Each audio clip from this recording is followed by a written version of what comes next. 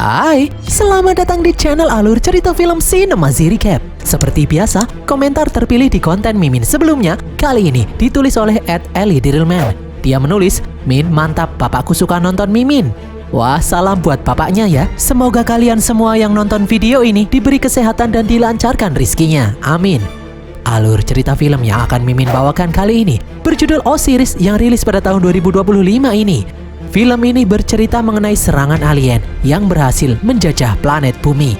Film ini dibintangi oleh Max Martini, Linda Hamilton, dan Brianna Hildebrand. Langsung saja kita masuk ke dalam alur cerita film Osiris. Semoga.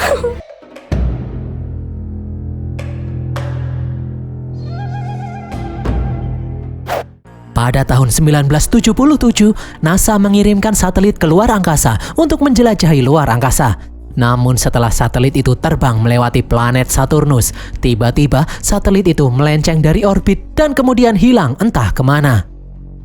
Pada tahun 2025, pasukan elit Amerika yang dipimpin oleh Kelly sedang berperang di Timur Tengah. Awalnya Kelly dan pasukannya bisa menghadapi musuh mereka. Kelly bisa menjebol masuk ke dalam jantung pertahanan musuh, meskipun pasukannya hanya berjumlah beberapa orang saja. Namun lama-kelamaan, pasukan musuh datang semakin banyak, membuat Kelly dan anak buahnya menjadi kewalahan. Ditambah-tambah, mereka hampir kehabisan peluru.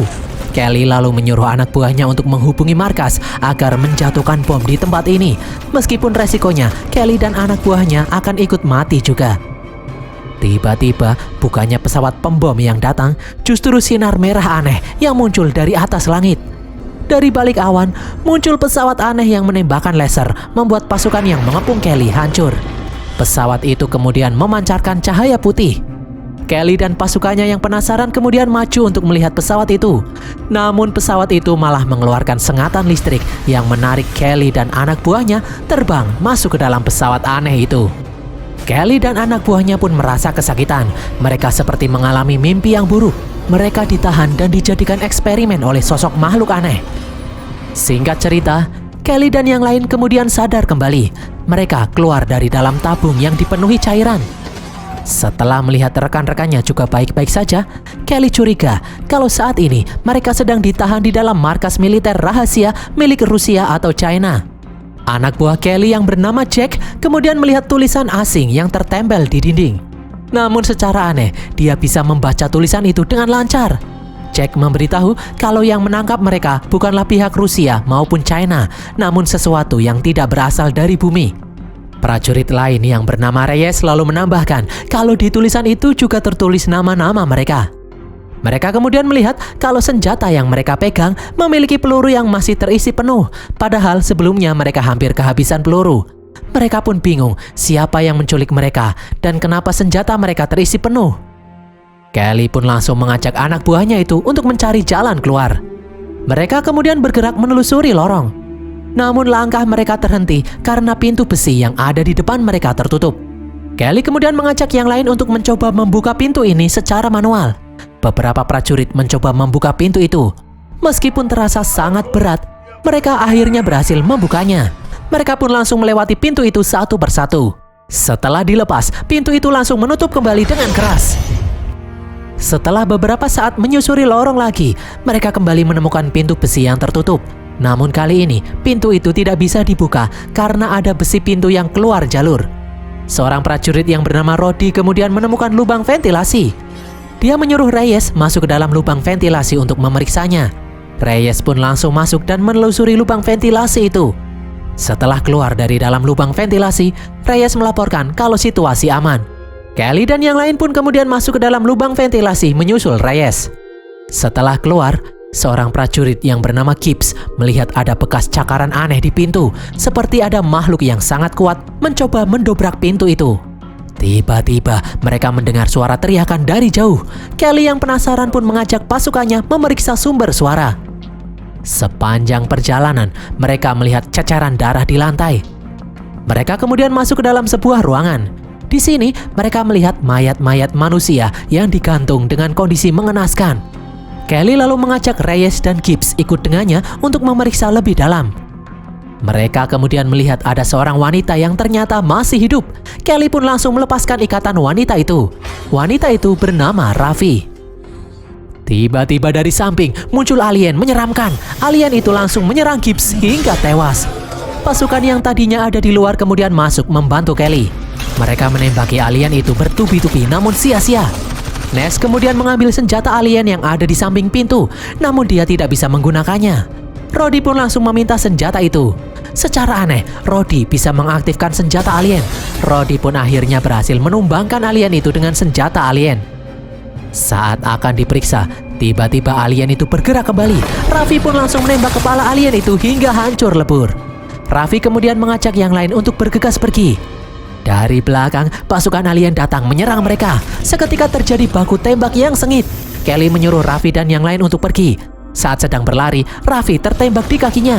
Setelah Kelly dan pasukannya mundur, Raffi pun langsung menutup pintu besi untuk mengulur waktu. Kelly dan yang lain kemudian memasuki saluran ventilasi. Reyes menyuruh yang lain masuk lebih dulu karena dia sedang menembaki alien. Di saat giliran Reyes masuk ke dalam lubang ventilasi, dari belakang alien menarik kaki Reyes dan kemudian menculiknya. Singkat cerita, setelah situasi aman, Kelly dan yang lain kemudian keluar dari lubang ventilasi. Di sini, seorang prajurit yang bernama Nash shock seakan tidak percaya kalau saat ini mereka ditahan oleh alien. Jangan-jangan saat ini mereka juga ada di dalam pesawat alien yang sedang terbang di luar angkasa. Kelly kemudian penasaran kenapa Rhodey bisa menggunakan senjata alien. Rhodey sendiri pun juga tidak tahu, tiba-tiba saja dia bisa menggunakannya. Jack kemudian mengobati luka Raffi. Beruntung kaki Raffi hanya tergores sedikit. Raffi pun memberitahu kalau saat ini mereka memang sedang berada di dalam pesawat luar angkasa milik alien. Raffi mengajak Kelly dan yang lain terus bergerak menuju tempat yang aman. Di tempat lain, sosok pemimpin alien memasang kabel-kabel di tubuh Reyes yang sekarat. Dengan alat itu, dia bisa melihat ingatan di dalam kepala Reyes. Alien itu pun akhirnya tahu detail mengenai rekan-rekan Reyes. Sementara itu, saat sedang berjalan, Kelly bertanya kepada Raffi berapa jumlah alien yang ada di dalam pesawat ini. Raffi menjawab kalau dia tidak tahu pasti. Namun menurut perkiraannya, jumlah alien itu ada lebih dari 15 ekor. Kelly pun lega karena menurutnya pesawat ini sangatlah besar. Para alien itu pasti kesulitan mencari mereka. Namun Raffi memberitahu kalau para alien mempunyai sensor gerak yang terpasang di seluruh pesawat. Lewat sensor gerak itu, para alien bisa mendeteksi keberadaan mereka. Kelly pun penasaran kenapa para alien itu menangkap manusia. Raffi kemudian menjelaskan kalau para manusia yang ditangkap akan diternak untuk dijadikan makanan oleh alien. Kelly dan yang lain pun terkejut mendengarnya. Mereka kemudian melewati sebuah ruangan yang sangat besar yang dipenuhi oleh tabung-tabung aneh.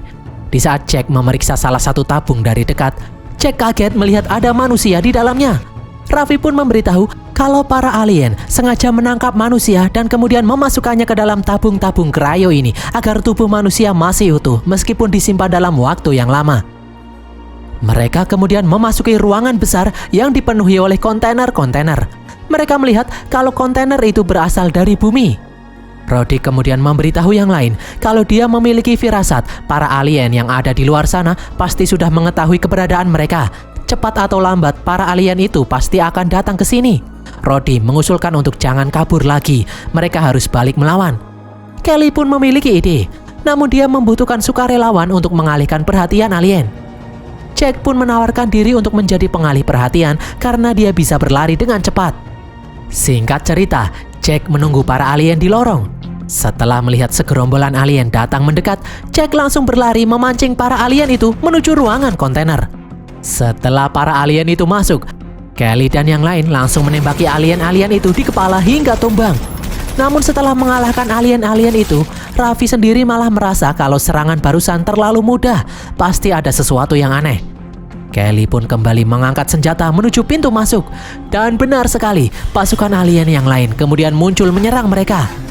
Nash yang ada di atas kontainer berusaha menembaki para alien, namun para alien itu ternyata membawa perisai. Nash pun langsung pergi bergabung bersama yang lainnya. Karena situasinya semakin tidak memungkinkan, Kelly mengajak yang lain untuk mundur. Di tengah-tengah baku tembak, Jack tewas dibunuh oleh alien. Kelly dan yang lain kemudian kabur ke dalam sebuah lorong. Raffi lalu mengajak mereka masuk ke dalam lubang pembuangan. Mereka semua pun masuk ke dalam lubang itu. Mereka terjatuh ke dasar lubang yang dipenuhi oleh genangan darah. Nash semakin histeris melihat banyak kerangka manusia berserakan di sana. Tiba-tiba mereka mendengar suara wanita dari atas. Ternyata wanita itu adalah ibu Raffi yang bernama Anya. Anya kemudian melempar tali agar Raffi dan yang lainnya bisa naik. Anya lalu mengajak mereka masuk ke dalam tempat persembunyiannya. Kelly melihat Anya memakai seragam prajurit Rusia. Kelly pun bertanya bagaimana Anya bisa berada di dalam pesawat alien ini. Anya menjelaskan kalau dia juga diculik oleh alien, sama seperti Kelly dan pasukannya. Hanya saja Anya sudah lebih dahulu sadar dari mereka. Anya kemudian bertanya di mana lokasi Kelly pertama kali tersadar. Kelly menjelaskan ruangan tempat sebelumnya dia dan pasukannya tersadar. Setelah mendengar penjelasan Kelly, Anya memberitahu kalau Kelly tersadar di dalam ruangan trofi. Itu artinya Kelly dan pasukannya akan dijadikan souvenir oleh para alien. Itulah alasan kenapa Kelly dan yang lain masih memakai seragam lengkap dan senjata yang terisi penuh. Anya lalu memberitahu kalau dia sudah terbangun di dalam pesawat ini lebih dari 20 tahun yang lalu. Dia tidak tahu pasti karena sangat sulit melihat waktu di tempat ini. Yang pasti, anaknya, Raffi, lahir di dalam pesawat ini. Anya menyebut dia terbangun saat masa-masa invasi terjadi. Setelah mendengar penjelasan Anya, Kelly dan yang lain pun kaget. Ternyata mereka sudah tertidur di dalam pesawat ini lebih dari 20 tahun lamanya. Anya kemudian menjelaskan pada tahun 1977, NASA mengirim satelit Osiris ke luar angkasa. Di dalam satelit itu terdapat peta lokasi bumi dan data mengenai semua hal tentang bumi. Ternyata di luar angkasa, satelit itu ditemukan oleh para alien dan menggunakannya untuk menuntun mereka ke bumi. Para alien itu kemudian menculik para ahli strategi perang terhebat di dunia, baik dari darat, laut maupun udara. Para alien mencari informasi mengenai kelemahan militer manusia menggunakan alat yang bisa membaca pikiran manusia. Mereka akhirnya menjadi tahu bagaimana cara manusia berperang dan menggunakan informasi itu untuk mengalahkan manusia. Namun efek samping dari penggunaan alat pembaca pikiran adalah manusia yang dipasanginya juga mendapatkan pengetahuan alien karena alat pembaca pikiran itu berjalan dua arah. Kelly pun akhirnya paham kenapa Reyes tiba-tiba bisa membaca tulisan alien dan Rhodey yang tiba-tiba bisa menggunakan senjata alien. Anya sendiri juga mempunyai keahlian, yaitu dia bisa mendengar suara alien berkomunikasi. Anya lalu berkata kalau dia membutuhkan bantuan Kelly dan yang lainnya. Sebelumnya Anya dan timnya berusaha menghancurkan sistem komunikasi milik para alien, namun usaha mereka selalu gagal dan semua timnya tewas terbunuh. Serangan Anya dan timnya ini merusak sistem pesawat membuat Kelly dan anak buahnya akhirnya bisa terbangun. Jika alien yang ada di dalam pesawat ini berhasil memperbaiki alat komunikasi mereka, para alien itu bisa mengirim pesan kepada pasukan alien lain untuk datang ke sini. Kelly kemudian teringat dengan keluarganya yang ada di bumi. Kemungkinan besar mereka sudah tewas karena serangan alien. Kelly pun akhirnya setuju untuk membantu Anya.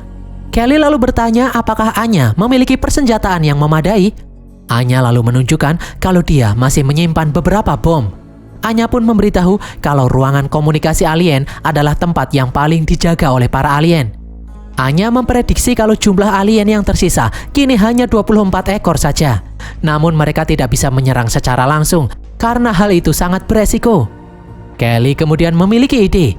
Dia dan Rhodey akan mengalihkan perhatian alien sementara Anya dan yang lain bisa menghancurkan pusat komunikasi alien menggunakan bom. Mereka pun langsung bergerak menjalankan misi saat itu juga. Anya memberikan gelang perisai alien kepada Kelly untuk melindungi diri. Kelly dan Rhodey kemudian pergi menuju lorong untuk memancing para alien. Melihat manusia yang mereka incar ada di luar, pemimpin alien langsung mengerahkan semua pasukannya untuk mengejar Kelly dan Rhodey. Setelah para alien itu pergi dari ruang komunikasi, Raffi, Anya, dan Ness pun langsung memasukinya. Di tempat lain, terjadi baku tembak sengit antara pihak Kelly dan para alien. Kelly mengaktifkan perisai untuk melindungi diri dari serangan alien. Kelly dan Rhodey pun memancing para alien itu untuk menjauhi pusat komunikasi. Di dalam ruangan, Raffi dan Anya mulai menempelkan bom di setiap alat komunikasi alien, sementara Ness mengawasi pintu. Di luar, pemimpin alien mendeteksi ada manusia di dalam pusat komunikasi. Pemimpin alien itu pun sadar kalau dia sudah masuk ke dalam jebakan. Dia langsung memerintahkan beberapa pasukan alien untuk kembali ke dalam pusat komunikasi. Sementara beberapa alien yang lain masih bertempur melawan Kelly dan Rhodey. Kelly kemudian menghubungi Ness, memberitahu kalau para alien sudah sadar dan mulai kembali ke ruang komunikasi. Dia menyuruh Ness dan yang lain untuk segera pergi. Kelly dan Rhodey sendiri semakin terjebak karena para alien terus-terusan menembaki mereka berdua. Rhodey kemudian menutup pintu. Dia menyuruh Kelly membantu Anya dan yang lain, sementara dia sendiri akan menghadapi alien yang ada di sini. Rhodey kemudian menyalakan bom untuk membantai para alien yang ada di sana. Di ruang komunikasi, Nash, Raffi, dan Anya bersiap-siap untuk pergi karena mereka mendengar para alien mulai datang ke sini. Mereka berhasil membunuh para alien, namun para alien itu masih terus berdatangan, mengepung mereka dari dua sisi. Anya pun menyuruh Raffi dan Nash untuk pergi. Dia sendiri yang akan menahan para alien itu. Pemimpin alien kemudian menembak Anya hingga tumbang. Anya yang sekarat pun menyalakan bom, menghancurkan ruang komunikasi alien itu hingga hancur lebur. Beruntung, Nash dan Raffi berhasil selamat dari ledakan itu. Para alien yang tersisa kemudian mengejar mereka. Nash lalu menyuruh Raffi bersembunyi di lubang ventilasi, sementara dia sendiri sengaja memancing para alien untuk mengejarnya. Setelah situasi tenang, Raffi kemudian keluar. Tiba-tiba dari belakang, pemimpin alien menangkap Raffi dan memasukkannya ke dalam penjara yang dipenuhi oleh manusia-manusia yang ditahan. Beberapa saat kemudian, Kelly masuk ke dalam penjara itu. Namun dari belakang, pemimpin alien memukulnya hingga pingsan. Setelah Kelly kembali sadar, dia sudah dimasukkan ke dalam penjara juga. Raffi kemudian menghampirinya. Raffi memberitahu kalau Anya sudah tewas. Beberapa alien kemudian datang untuk membawa manusia yang akan dijadikan makanan. Para alien itu mengambil Kelly. Mereka menyeret Kelly menuju ruangan jagal. Para alien lalu mengikat Kelly dengan posisi kepala di bawah di atas lubang. Di saat alien akan menebas Kelly, tiba-tiba dari dalam lubang, Nash muncul menembaki alien itu hingga mati. Kelly dan Nash kemudian kembali ke dalam penjara untuk membebaskan Raffi dan para tahanan lainnya. Nash kemudian menutup pintu untuk memperlambat pergerakan alien yang mengejar mereka. Setelah mereka kabur melewati beberapa lorong, mereka kembali melawan alien yang ada di sana. Di tengah-tengah baku tembak, Kelly pun akhirnya kehabisan peluru. Nash langsung melemparkan bom ke arah alien dan Kelly langsung menutup pintu. Nash pun akhirnya lega karena sepertinya mereka sudah membunuh semua alien yang ada di dalam pesawat ini. Namun tiba-tiba sebuah pisau besar menusuk dada Nash. Pintu itu kemudian terbuka. Itu adalah pemimpin alien yang masih hidup. Kelly kemudian mengambil pisau untuk melawan alien itu.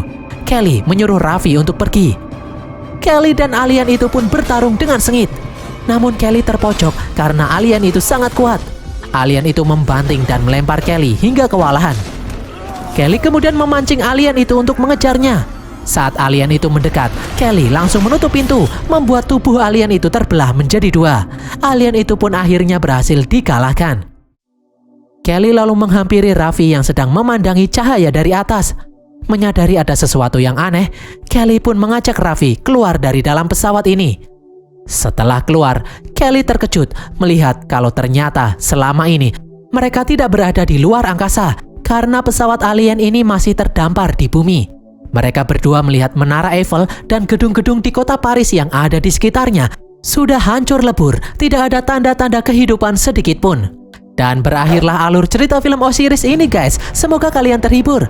Pesan yang kita dapatkan dari film ini adalah, jika kalian adalah alien pemakan manusia yang memiliki teknologi canggih, kalian tidak usah susah-susah menyerang bumi, tinggal mengkloning manusia aja menjadi makhluk lain yang tidak bisa melawan. Tulis kritik dan saran kalian di kolom komentar. Jangan lupa subscribe dan follow media sosial kami. Sampai jumpa di konten kami berikutnya. Bye!